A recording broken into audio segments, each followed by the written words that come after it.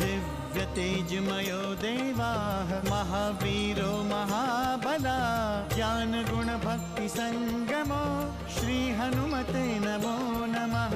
जय हनुमान संकट मोचन जय हनुमान। जय हनुमान संकट मोचन जय हनुमान। केसरी नंदन तिहु जगवंदन अंजनी सुत बलधारी। केसरी नंदन तिहु जगवंदन अंजनी सुत बलधारी। संकट मोचन नाम तुम्हारा संकट मोचन नाम तुम्हारा हर संकट पे भारी। जय हनुमान संकट मोचन जय हनुमान। जय हनुमान संकट मोचन जय हनुमान। संकट उसके निकट न आवे ले जो शरण तुम्हारी। संकट उसके निकट न आवे ले जो शरण तुम्हारी। संकट मोचन नाम तुम्हारा संकट मोचन नाम तुम्हारा हर संकट पे भारी। जय हनुमान संकट मोचन जय हनुमान। जय हनुमान संकट मोचन जय हनुमान। ये अयोध्या पर घोर संकट का समय है। राम और लक्ष्मण की अनुपस्थिति में भरत और शत्रुघ्न का यहाँ होना बहुत ही आवश्यक है। तुमने चाहे जो भी किया है पर कौशल के राजा भ्राता राम ही होंगे। क्या अयोध्या का राज सिंहासन रिक्त रहेगा? अयोध्या का राज सिंहासन रिक्त होकर भी रिक्त नहीं रहेगा देवी। तुम किस न्याय की बात कर रही हो तारा? मैं उस न्याय की बात कर रही हूँ जिसे आप स्वीकार ही नहीं करना चाहते। उस न्याय की बात कर रही हूँ मैं जिसे आप सुनना तक नहीं चाहते। क्या तुम मुझे न्याय और अन्याय का भेद समझाओगी? क्या तुम्हारे न्याय से किष्किंधा साम्राज्य संचालित होता है? क्या बाली की सत्ता तुम्हारे न्याय पर टिकी हुई है? मैं किष्किंधा और आपकी सत्ता के विषय में बात नहीं कर रही हूँ स्वामी। मैं केवल इतना कहना चाहती हूँ कि आज अंगद ने सुग्रीव के साथ युद्ध ना करके कोई भूल नहीं की है। तुम कहना क्या चाहती हो? क्या अंगद पर मेरा कोई अधिकार नहीं है? क्या अंगद को मैं किसी भी प्रकार का आदेश नहीं दे सकता? नहीं पिताश्री, आपका मुझ पर पूर्ण अधिकार है। आपका प्रत्येक आदेश मुझे शिरोधार्य है। तात सुग्रीव और उनके सैनिकों को तो मैं कभी भी समाप्त कर सकता हूं,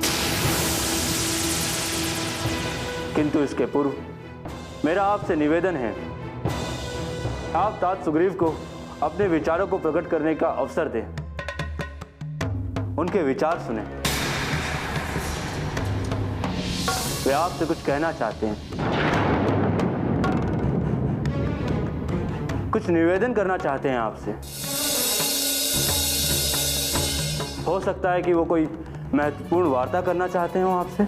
सुग्रीव जैसे तुच्छ वानर के साथ वार्ता करना मेरे स्वाभिमान के विरुद्ध है पुत्र अंगद, जिसे हम देखना तक नहीं चाहते। उसके साथ वार्ता करके अपने सम्मान के साथ समझौता नहीं कर सकता,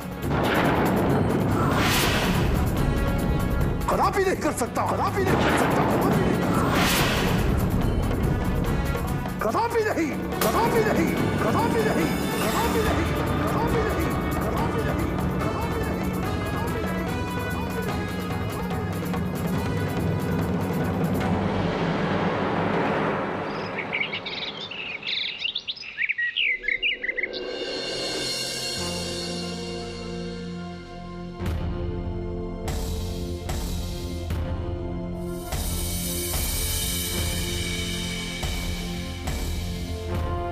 आपका आदेश पाकर ही ऋषि मुक गया था मैं, किंतु आपका अहंकार तो कुछ और ही चाहता है पिताश्री। आप सच स्वीकार ही नहीं करना चाहते। तात सुग्रीव का सच तो आप जानना तक नहीं चाहते। सबसे बड़ा संकट तो यही है कि आप किसी पर विश्वास ही नहीं करना चाहते। आप सदैव आशंकित रहते हैं कि तात सुग्रीव महादेव के अंश हनुमान की सहायता से आप पर घात करेंगे और इसी आशंका से ग्रसित होकर आपने अनीति और अन्याय का सहारा लिया। ऐसे में मुझे क्यों माध्यम बना रहे हैं आप? जाओ और मेरे अंदर बरसों से सुलग रही क्रोधाग्नि को सदा सदा के लिए शांत कर दो। अपने पिता के शत्रुओं का अस्तित्व मिटा दो, सदा सदा के लिए मिटा दो अस्तित्व पुत्र। आपने ये कैसे सोच लिया कि मैं केवल आपके आदेश पर किसी निर्दोष का वध कर दूंगा? क्या आपको नहीं लगता आप मुझे अपने पुत्र होने का दंड दे रहे हैं? संकट मोचन जय हनुमान। यहाँ तो पुष्पी आभूषण, इसीलिए सोचा कि आज मैं अपने हाथों से आपका श्रृंगार कर दूं।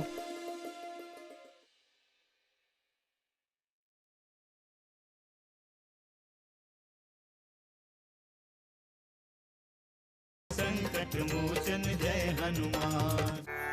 जय श्री राम, जय जय श्री राम, जय श्री राम, जय जय श्री राम। नारायण नारायण। धन्य है प्रभु, धन्य है प्रभु आप। आपकी प्रेरणा से पवन पुत्र हनुमान राममय हो गए हैं। हनुमान का जन्म ही श्री राम के लिए हुआ है देवर्षि नारद। और पवन पुत्र हनुमान के बिना श्री राम भी अपूर्ण हैं देवऋषि। नारायण नारायण। सत्य कहा प्रभु, भक्त के बिना भगवान कैसे रह सकते हैं? किंतु प्रभु, आपने तो कहा था कि श्री राम और हनुमान का मिलन होने वाला है, यही कहा था ना मैंने।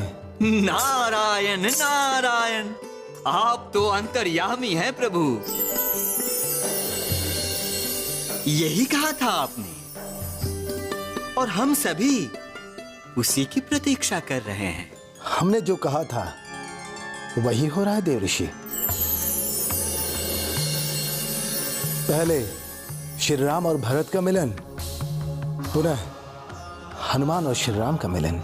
किंतु श्री राम अभी निषाद राज की सहायता से गंगा पार करके ऋषि महर्षि के दर्शन कर रहे हैं। उनका यह कार्य पूर्ण हो चुका है देवऋषि। अभी तो वह चित्रकूट में लक्ष्मण और जानकी के साथ प्रेम पूर्वक वास कर रहे हैं। और भरत उनसे मिलने के लिए अपने परिजनों के साथ चित्रकूट की ओर चल पड़े हैं देवऋषि। नारायण नारायण। पुनः ये दृश्य दर्शनीय होगा प्रभु। अवश्य देवर्षि नारद, आपको उस दृश्य का आनंद अवश्य लेना चाहिए। नारायण नारायण।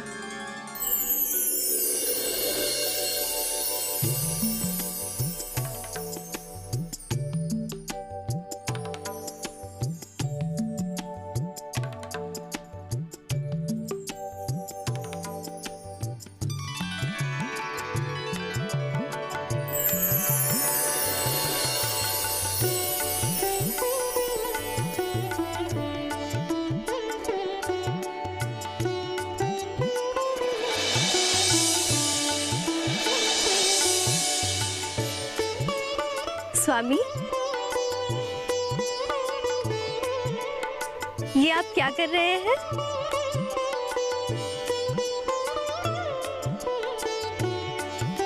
क्या करेंगे आप इन फूलों की माला का?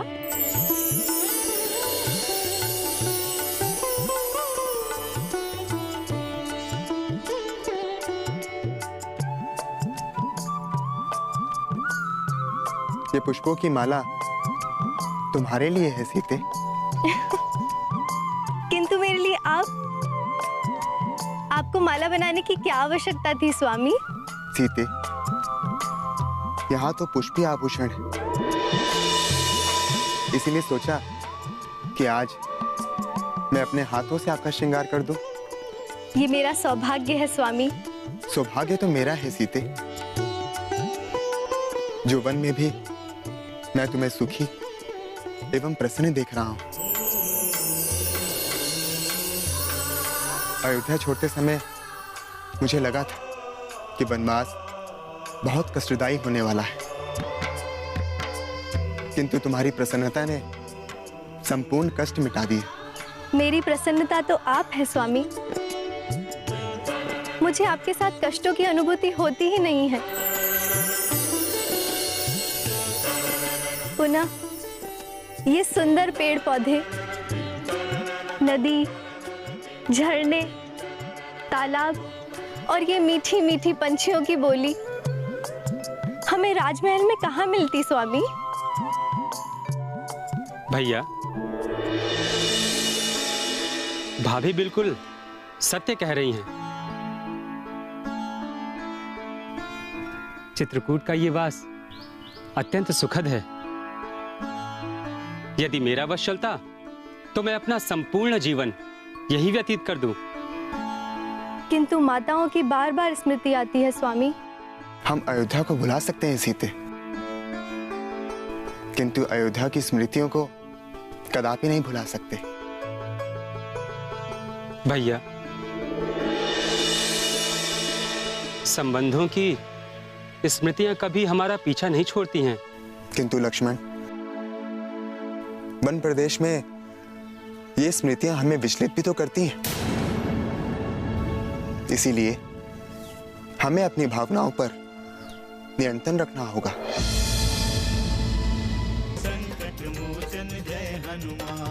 मैं जानता था कि भ्राता भरत कभी शांत नहीं बैठेंगे। मैं भी आता हूं भैया।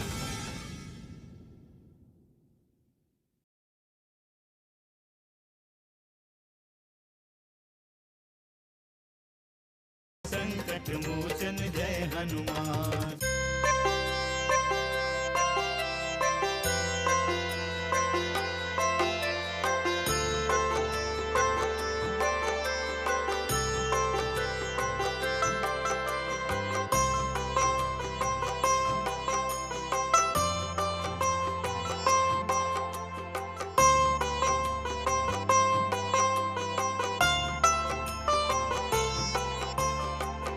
व्यथित हृदय है भरत का इस पल, अश्रु नयन से बहते हर पल।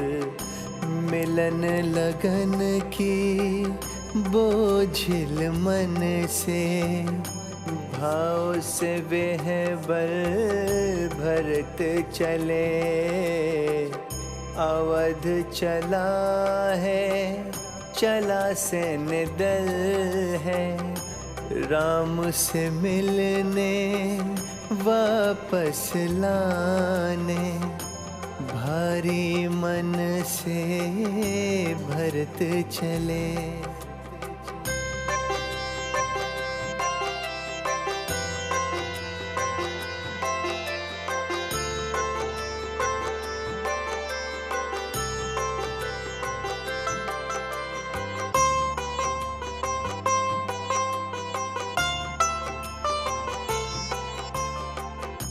राम से मिलने वापस लाने। भारी मन से भरत चले। क्या वो कहेंगे, कैसे मिलेंगे? राम भला अब क्या सोचेंगे? भाई से भाई आज है लज्जित, भरत गिलानी भाव भरे। राम से मिलने वापस लाने, भारी मन से भरत चले।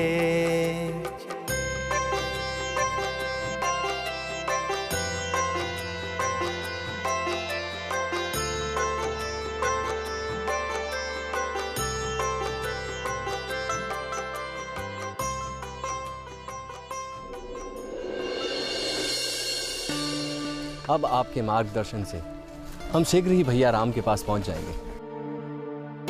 धन्य भाग हमारे कि आप हमें मिल गए। आपकी सहायता करके मुझे अत्यंत प्रसन्नता हो रही है कुमार। आप मुझे उतने ही प्रिय हैं जितने प्रभु श्री राम। आपके पिताश्री के मुझ पर बहुत से उपकार हैं जिन्हें मैं कभी नहीं भुला सकता। ये लो सीते, इसे धारण करो।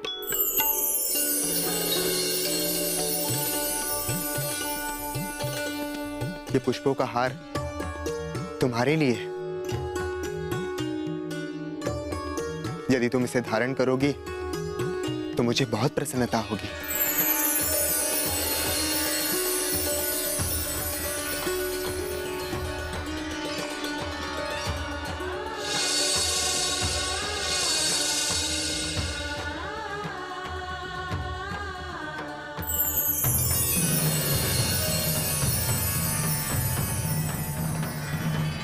और इसे धारण करके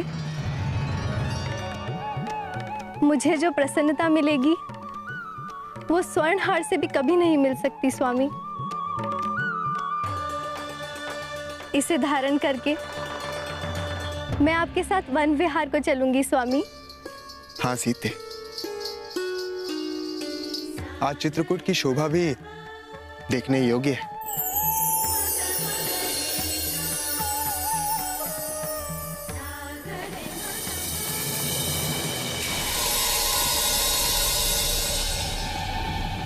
भैया भैया भैया भैया भैया,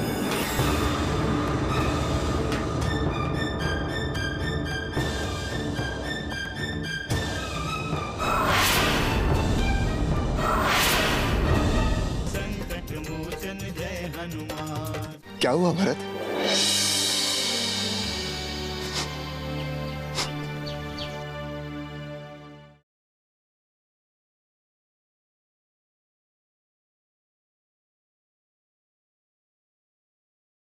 संकट मोचन जय हनुमान।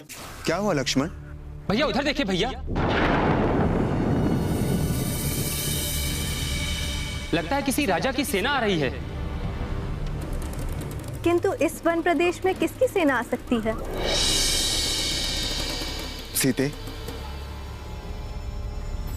लगता है कि यह हमारे अयोध्या की सेना आ रही है। मैं जानता था भैया, मैं जानता था कि भ्राता भरत कभी शांत नहीं बैठेंगे। राज्याभिषेक होने के बाद वे उतावले हो जाएंगे और हम पर आक्रमण कर देंगे। व्यर्थ की बातें ना करो लक्ष्मण। यदि ये अयोध्या की सेना है तो ऐसा सोचना भी पाप है। हमने भरत भैया का क्या अहित किया है जो वो हम पर आक्रमण करेंगे? सत्ता का मत कुछ ऐसा ही होता है भाभी। वे हमें सदा सदा के लिए अपने मार्ग से हटाना चाहते हैं, किंतु वो जानते नहीं कि लक्ष्मण के होते वो ऐसा कुछ भी नहीं कर सकते। मैं भी आता हूं भैया। रुक जाओ लक्ष्मण।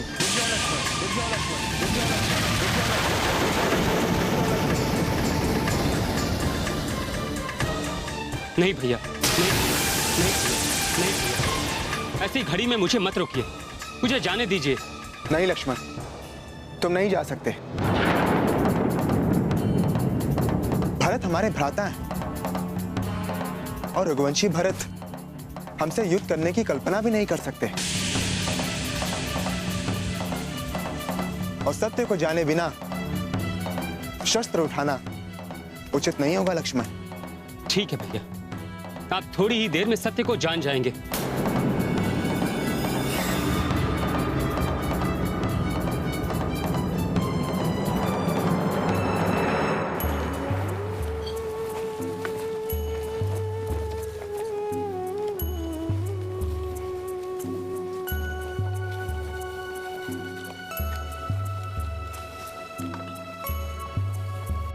ठहरो ठहरो ठहरो ठहरो।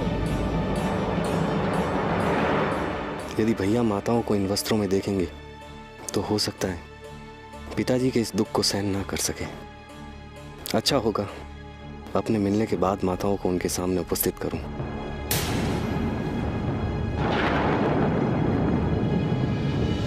सास सुमन, तीनों माता थक गई होंगी। अच्छा होगा आप इन्हें कुछ देर विश्राम कर लेने दें। तब तक मैं आगे बढ़ता हूँ। आप आगे बढ़िए। अल्प विश्राम के बाद मैं भी तीनों महारानियों को लेके आ रहा हूँ। चलिए।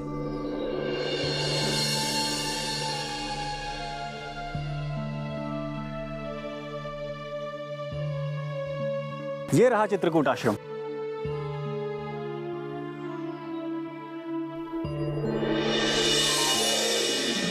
भैया, भरत,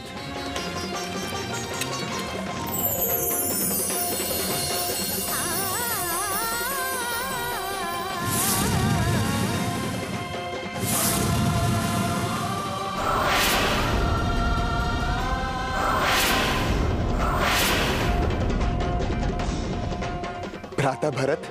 भैया, राम भरत से मिले गले, फूट फूट कर रघुवर रोए, शोकाकुल सारा वन होवे, व्यथित हृदय है भरत का इस पल, अश्रु नयन से बहते हर पल, मिलन लगन की बोझिल मन से, भाव से बेहबर भरत चले।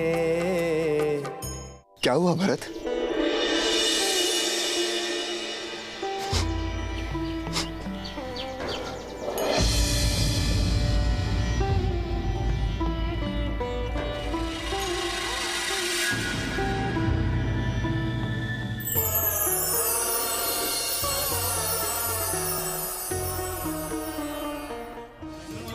जय हनुमान, असुर निकंदन जय हनुमान। मनोजवं मारुततुल्य वेगं, जितेन्द्रियं बुद्धिमतां वरिष्ठं, वातात्मजं वानरयूथमुख्यं, श्रीरामदूतं शरणं प्रपद्ये।